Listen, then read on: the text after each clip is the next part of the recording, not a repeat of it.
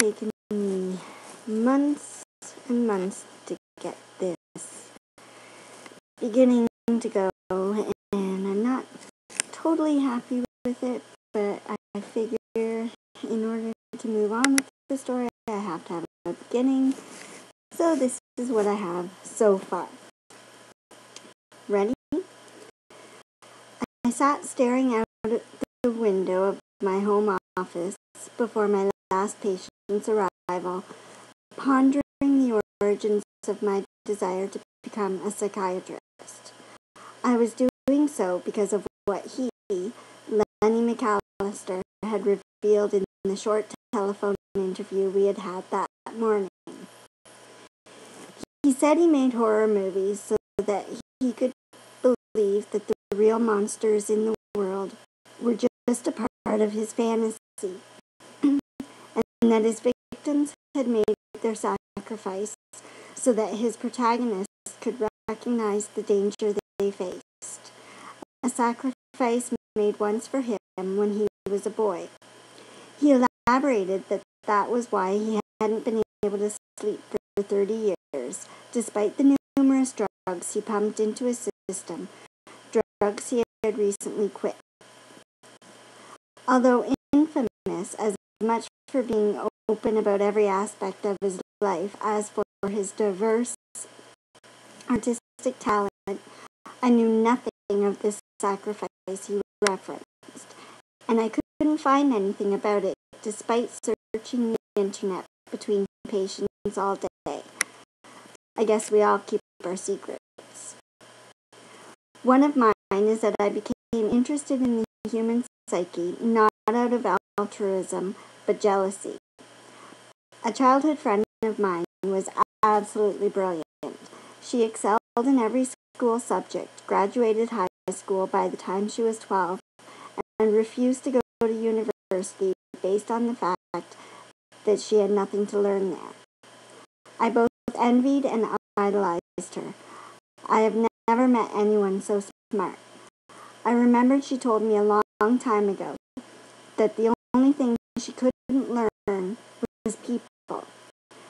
They could always surprise.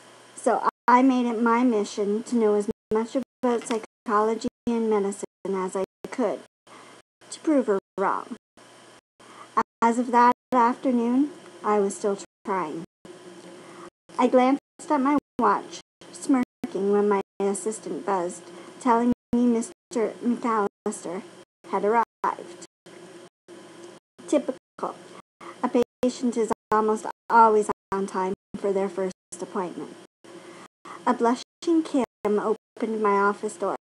"Thank you so much, Mr. McAllister. I mean, Lenny. I'll leave you with Dr. Masters now." I nodded at Kim, permitting her to clear her desk for the day and return to her brood of 5, a fact my mother brought up often, disparaging me for choosing career over family when women had fought so long to be entitled to both.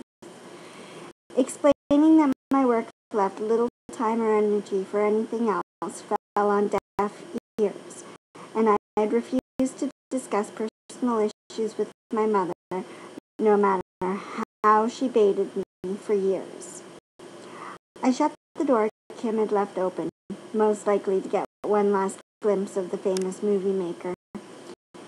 He was a handsome man who wore the casual khakis and blazer well. Money does buy a good fit.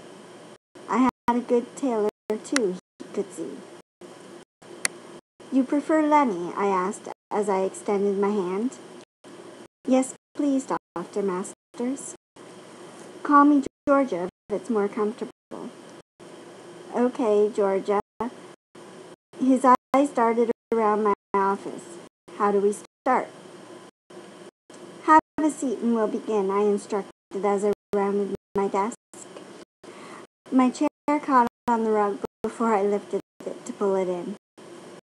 Lenny stood until I was settled, and then sat on the leather couch, slightly hunched forward with his hands folded in his lap and his ankles crossed. He was ready. Nervous, but ready.